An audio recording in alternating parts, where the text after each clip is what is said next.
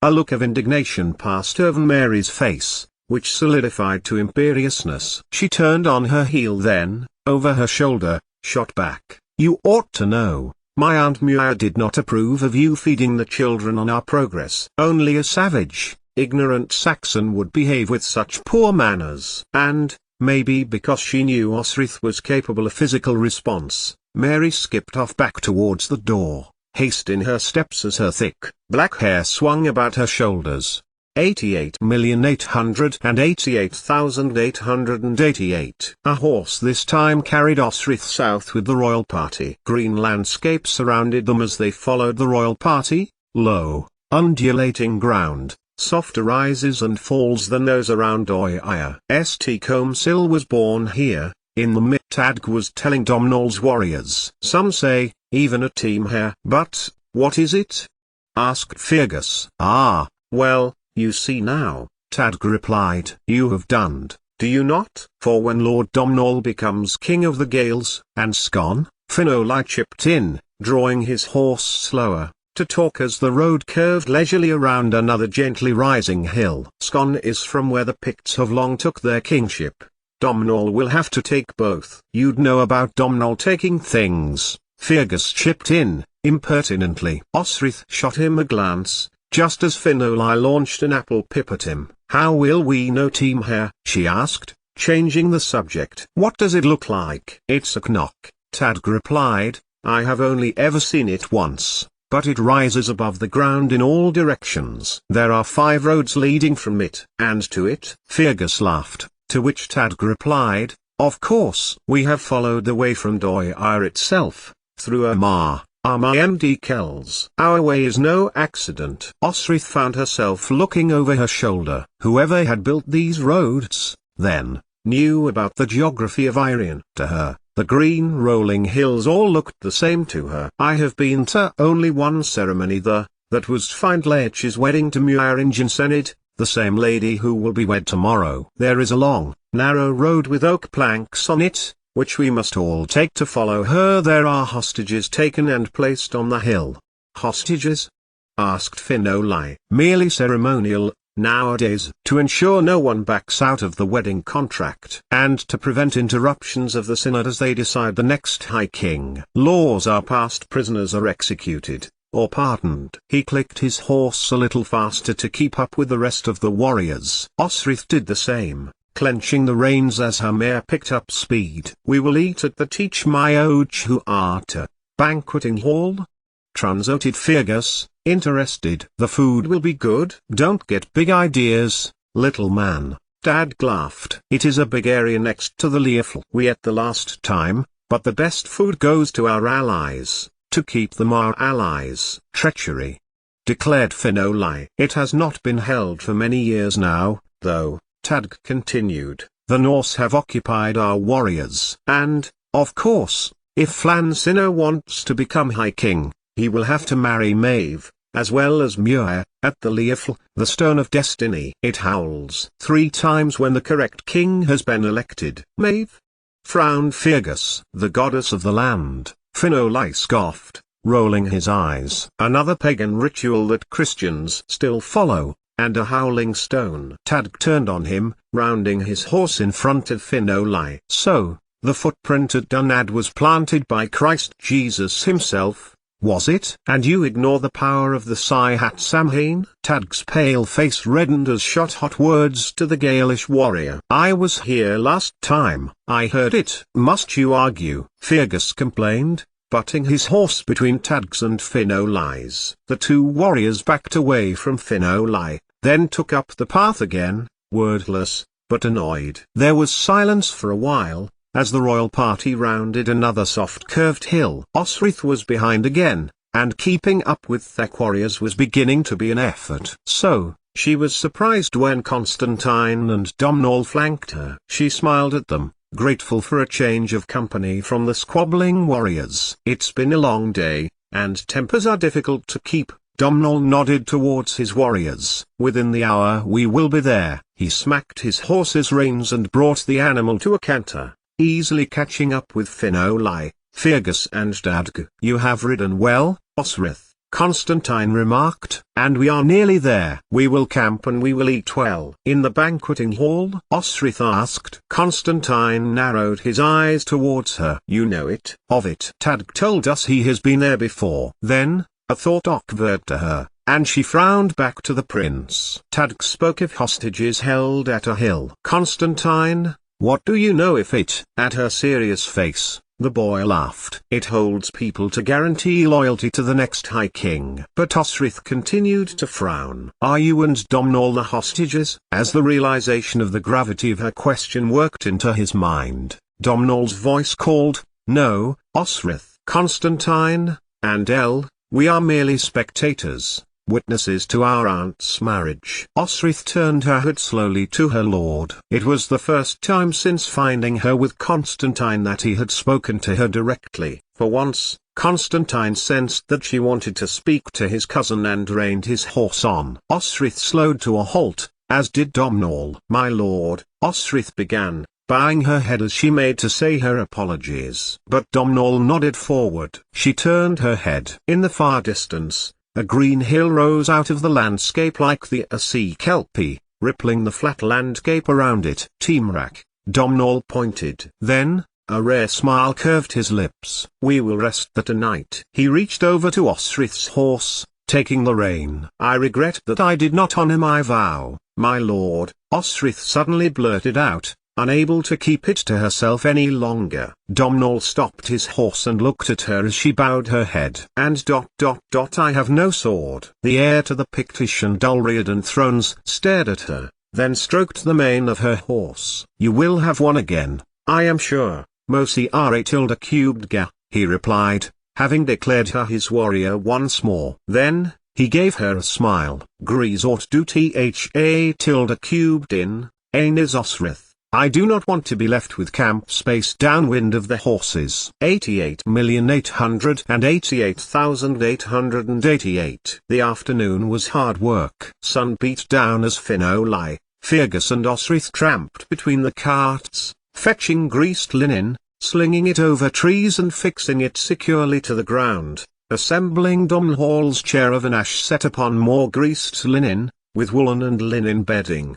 Around her, the languages of many colored the air. She could understand little, but each tongue was distinguishable as Gaelish or Irish, mostly tongues of workers hurrying to do what she and the men were doing, that is, preparing for their lords from an assemblage of carts, covered wagons and horse panniers. Food was beginning to be cooked. The smell of pig and pheasant, hen and fish permeated the high summer air, making Osrith's stomach grumble. Between the four of them it took many hours, as the household of the Dowager Findlaith guarded the stores, and eventually, as the temperature dropped, and evening settled upon them, with Domnall's canvas room erect, the warriors were invited to follow their lord to collect food from the old cook, who had accompanied them down from Doia. He gave Osrith a foul look when she attempted to ask for bread, though she tried anyway, pointing to the loaves wrapped up in a thin linen cloth. But he stood between her and the bread, giving her another tirade. "He thinks you are a changeling," laughed Finolai. He had closed in on her and stood beside her, amusement around his cheeks. "Well, I'm not," protested Osrith to the cook, who was glaring at her, wishing again that Glimri, done not as cook, who favored her, had come with Domnall and Constantine, and was not feeding the usurpers Girik and Eochaid. Only a changeling would deny their true form. Finolai continued, laughing aloud at Osrith's fury. "Come on, we can get some bread, and some milk too, from the Sputhan a tilde negation na tilde diarus Sisil. I know a man who owes me a favor." They brought the food back to the warriors, who sat in the shade of the ash trees, enjoying their victuals. "I suppose I am with you tonight, but tomorrow I am to sleep with the royal household tomorrow," Osrith told their warriors, when they discussed the next day's wedding. "And why ever is that?" Tadg asked, frowning as he chewed on a crust. "Did I not hear Prince Domnall call you his brave one? Will you not be practicing with us? You nearly had me, yesterday." Osrith smiled. Following the loss of Fedasord, Their warriors had taken pity on her and had each loaned her theirs so she could keep up with her fighting skills. It was a regular thing that one or other would tell her that, had he fought with less skill, she would have bested him. Osrith knew better. She had bested each of them frequently. So, it was a regular thing that she pretended to agree with them. Burping, Finolai got up and shook the crumbs from his clothes, then finished tacking their linen covering next to that of Domnall. I must look after the little princes during the ceremony. The queen gave me a dress I have to wear. Look. From under her tunic she took the folded fabric and shook it out. It was uncreased and, in the evening sunlight, long rays glinted off the cream fibers and making the pearls glisten. You, in a dress?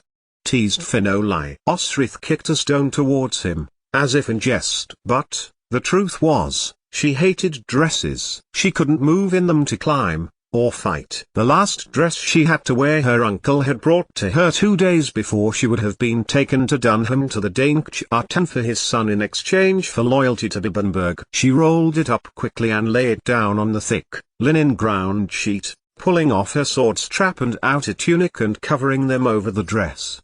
So, what will be happening tomorrow? Asked Fergus. The Lord has not told us of our role. From what I recall, Tadg said, slowly, and I had drunk quite a bit of ale that day, King processed down the avenue to the Stone of Destiny. The Gaeln, Queen Muir that was brought along by her father.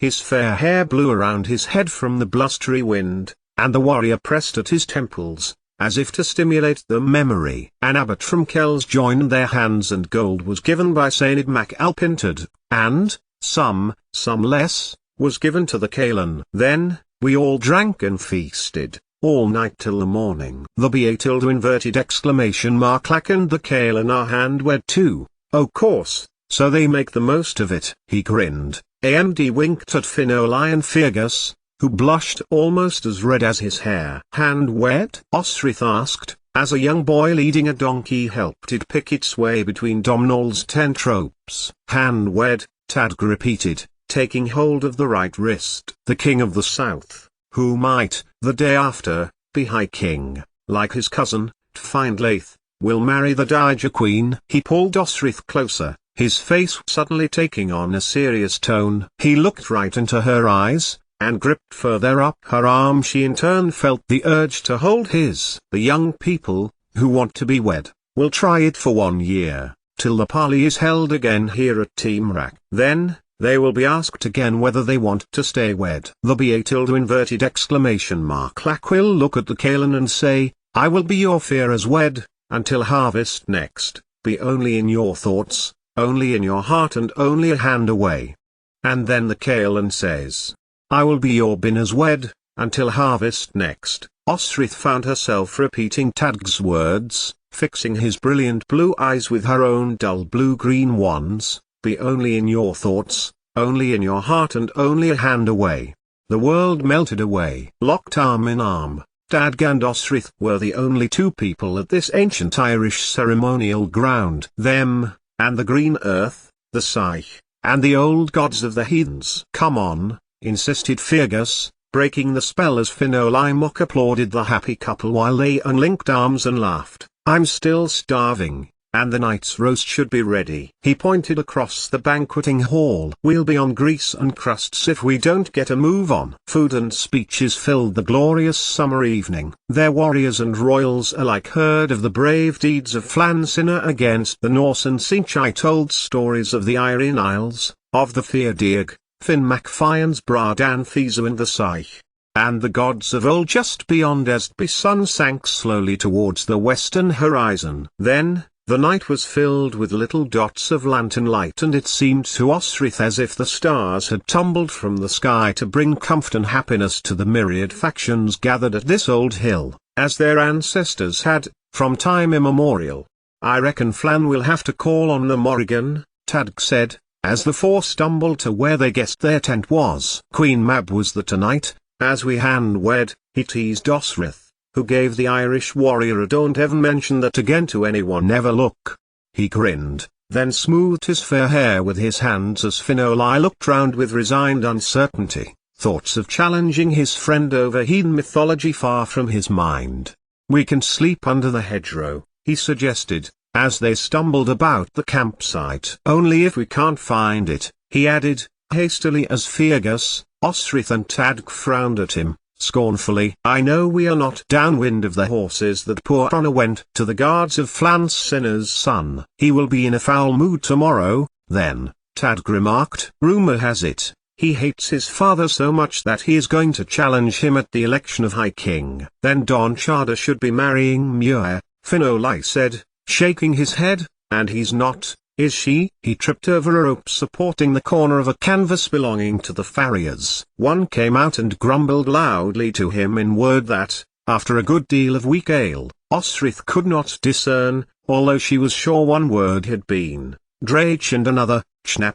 It isn't a prerequisite, replied Tadg, who then pointed in the direction of the Hill of Hostages. We were over there, weren't we? Yes, my fine warriors. You are, Domhnall replied, walking towards them from their camp. Trust you had a fine evening. We did indeed, Lord, Fergus drawled, the ale at his head. Beamid ag tilde cube del. No, Fergus, Tadg said, clapping the young warrior on the shoulder. We have already had it tonight. Right, I dare say I do not need a guard tonight. Go and rest, my men keep Osrith safe, the prince added. Before Osrith could protest that she was the soberest one of them all, Domhnall, now more carefree than he had been on the progress since Armagh, or even Doire, beckoned towards Finolai, who followed him at once. Be up early, Osrith told herself, as Fergus and Tad held the flap open for her, giving a mock bow, her hand-wed husband adding, my lady, with a flourishing bow, be clean and presentable for this beautiful dress, then you can give it back and then you can get out of it. Give it back to the queen and put your own clothes on.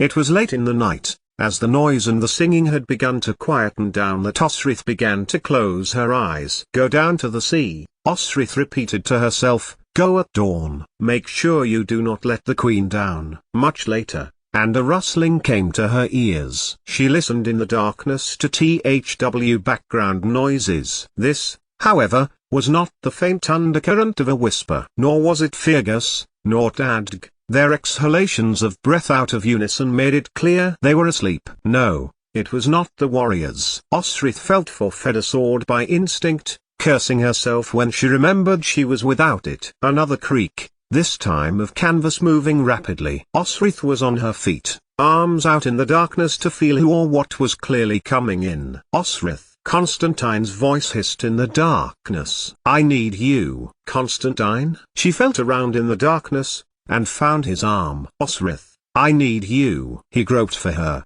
feeling across her shoulders, then smoothing down her untucked tunic, his hands feeling up it again, his hands feeling up for her breasts. Osrith shot back, tripping over her bundle of day clothing and her dress. Constantine scrabbled in the darkness for her on the floor, his hands finding her shoulders again, his lips finding hers. Though he was stronger, Osrith reminded herself that she was nimbler, and to use that to her advantage. But, it was too late. As Osrith turned to wriggle out from under him, panic rose in her stomach. He had never tried to kiss or touch her before, and Osrith pushed him off. He flopped back, but then fought himself over to her and tried to kiss her again. No, Constantine. Chart oily me, Osrith shouted, her words diminished as he found the rest of her body and knelt over her, kissing her full in the mouth and holding her shoulders down to the linen ground sheet. She felt moisture on her face. Tears. Constantine's. He broke away. I am betrothed, Osrith, Constantine complained bitterly,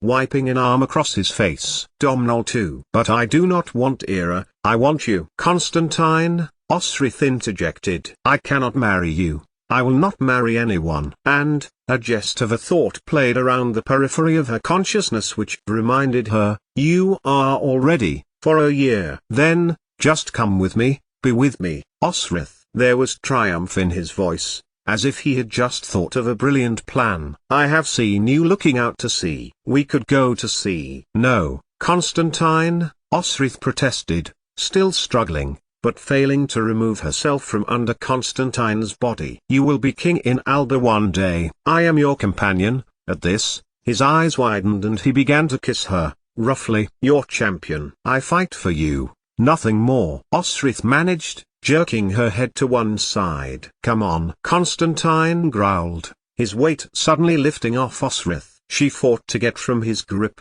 from his face which was polluted by his ale breath. But, he was too quick, quicker than her in the darkness as he anticipated that Osrith would run. Constantine seized her by the wrist and pulled her up, pulling her behind him as they left the tent. A deep, sudden snort suggested that she had stepped on one of their warriors, but no apologizing could be done as Constantine pulled her after him, over linen, over grass, over stones. The cold night air hit her face hard, and Osrith gasped, taking a lungful, her shoulders aching as the prince pulled her on, pressing her up against bark of the oak tree from which their tent hung. The hardness in his breeches made it clear to Osrith what he wanted, and he began to work his way down inside her breeches. She struggled, trying to get his hand away, but the swish of canvas behind her as Finoli and Tadg stood behind Constantine was what caused him to pull away from her. In the moonlight, it looked as if they were about to jump on the prince, though to attack a noble meant death. "Osrith, do you think you ought to be getting your beauty sleep?" Tadg inquired. "Only, you have a long day tomorrow, and Muir will not be thanking you if the boy princes are not well attended." Osrith looked over with relief when she saw the warrior's face picked out in the moonlight. Constantine's hands loosened their grip. He scowled at Osrith, and then at Tadg. She began, her heart lightening as she saw Domhnall striding over to them. He glared at Constantine, who frowned deeply back to his cousin. Then, shooting Osrith a foul look too, the prince stalked off into the darkness. Osrith made to follow, but Domhnall stood in front of her and put a hand on her wrist, waving away his 3 warriors. "His father's death weighs heavily," he explained, as Osrith felt herself begin to shake. "Now, go, Mochire. Sleep, for you are needed tomorrow." But Osrith could not sleep, no matter how hard she tried. Her eyes would close, but unconsciousness evaded her. Instead, she got up, careful to step over the 3 boudews now, which took over most of the tent. The air was cool and refreshing now the moon had passed its zenith and was now heading to the opposite horizon. Dawn was some way off. Osrith picked a path out of the camp, taking what looked like a well-worn route which she gauged took her to the sea. It was the wrong time of day for any heathen to be here. Few came at night for the natural resources they needed for medicines or their religious rituals. The time to come would be the day, mid-morning, just as the tide was moving and the sea creatures were high up in rock pools, unlucky to be left behind as the sea retreated. And they might even chance on the fair of Tara for business opportunities. Many like Tadg, who were indeed Christian, also believed, deep down, in the old ways. Osrith closed her eyes. A cold, easterly wind blew across the sand, whipping at her face, but otherwise, nothing but silence persisted as mute constellations inched overhead and dipped below the horizon. She looked east again. Just over there, was Cumbraland land, or Wellies. If she were to find the heathen and offer to them what she had offered to Beatha, her warrior arm for passage. "Will you admit, even to yourself this morning," Osrith's mind cautioned her, sternly, "that there is another reason you seek them?" "Yes," she fought back with herself. "I know deep down something's wrong with my body." As dawn twinkled over the horizon, Osrith strode into the sea in her cotton undergarments and, with the last of the fern, washed her body and hair, before making her way up to the royal encampment. 88,888,888. Only Finoli was awake when Osrith returned to the warrior's tent. He nodded as she returned, and Osrith was grateful that he said nothing of the previous night. He seemed to have something on his mind. As Domhnall's favorite looked at the sky, the wisps of horsetail vapors high up in the morning sky. "I have to go to Muir," Osrith said, after he had smiled and asked her how she was, picking her way over Tadgand to the corner where she had been sleeping. "He was probably drunk," Finoli said, looking at the tangle of cloth and her meager belongings, and then back to Osrith. Her mind drifted back to Constantine. He was 13 now and she was sure he should be beyond the childish spitefulness against her at Dunnottar.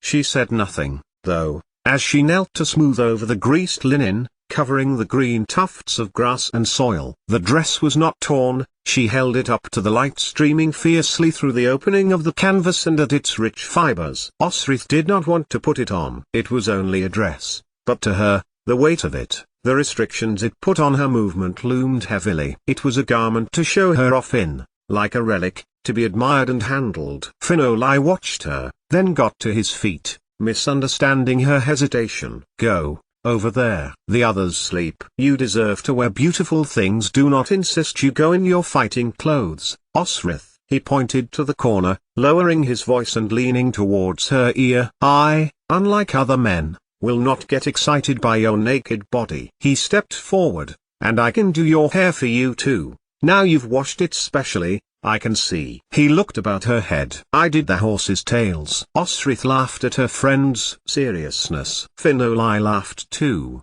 gesturing with his hand to her corner. He must know that she knew about his time spent in Domhnall's company. He must have seen her that night, on the holiest of islands Iona, when she chanced seeing them together. Tadg and Fergus ribbed him about it sometimes, but only when they were alone. Such behavior could bring a High King's disapproval, for example, and Flan Sinner was already proving to be an altogether different king to that of his cousin Findlaith. Osrith stepped to the corner, Finoli holding out his hands to receive her clothes as she pulled off her trousers and shirt, her leather jerkin and boots. The day was already beginning to feel lighter than the night before, the upset of Constantine's visit already fleeing from her mind. She was glad he hadn't spoken of Constantine's assault on her of the previous night. Within half an hour, the bright sun irradiating the king's land of Timrak, Osrith stepped out of the tent, a beaming Finoli watching her walk up to the tents of the royals. There was something wrong with her body, Osrith thought, as Finoli has smoothed the cloth of the dress over her body. She was not the right shape, not as straight as she had once been, her bottom and hips were wider and her breasts were more rounded. She didn't like it. For a start, her breeches were becoming more difficult to wear. She would have to have them altered when they got back to Doia, which would cost money. 1 silver coin would be more than enough, Osrith knew, but really, she had been keeping that for a time when she had found the heathens. 2 months, Beatha had said, and 1 had already passed. Would the heathen woman really help her leave to go over the water back to Cumbraland or Wellies? She had to believe the heathen woman's word. Yes? Asked the guard, as Osrith approached the tent of the queen. I have been summoned. You are Osrith, warrior to Domhnall of Alba. The guard lowered his sword to her, then paused and raised it again. I have been sent to the queen, she repeated, taking a step further. Is this her tent? And you are Prince Domhnall's warrior? Laughed the guard. Lend me a sword, and I will prove it, Osrith demanded, as a second guard ambled over, the ungainly dress making her feel imprisoned. Is this Queen Muir's tent? She folded her arms. But, instead of challenging her, the guards laughed and held open the canvas. It was her tent. Mary approached the opening as Osrith emerged, a sour look spreading over her face when she saw who was there. Osrith ignored it as Mary strode haughtily towards a canvas divide, pushing it open and allowing it to fall when Osrith made to follow. She smacked it aside, following the girl to the crowd of people at the far end. The sun's fingers pushed through the linen walls of the queen's tent and fall around the group. Osrith felt her mouth open as Mal Muir stepped forward. The Dowager Queen was a vision. Muir's black hair caught by the sun's rays glinted as if it had caught the night's stars. It cascaded down her back to her waist where it met the strong, indigo blue of her silk skirt, which flowed down to her feet. As she turned, Osrith's eyes were drawn to the silver and gold circlet at her brow, decorated with similar designs as the Kells Gospels, unending intertwining animals with the 3-circle symbol at either end. You will walk behind me with the boys. Muir's voice tinkled over the air as she appraised Osrith. Then, she bent over to her ear. You are beautiful, Muir whispered. Every man will have his eye on you. Osrith forced herself to nod. And, this is a time young people find their husbands and wives, for security, for comfort. Many people will be hand-wed after Flan and I marry. She did not direct me to marry, Osrith thought, as she followed Gormlith and Mary as they followed Muir, arm in arm with Domhnall, who was giving her away. Up the oak path they trod, which led from the Hill of Hostages to the place where she would wed, the Stone of Destiny. The boys walked with her, walking beautifully next to Osrith, in exchange for some bread and milk that Osrith had obtained for them the night before. The dress felt heavy, restrictive, and she felt very conspicuous, aware that people had their eyes on her. Looked for Domhnall's warriors, and saw them at the back of the king's guard,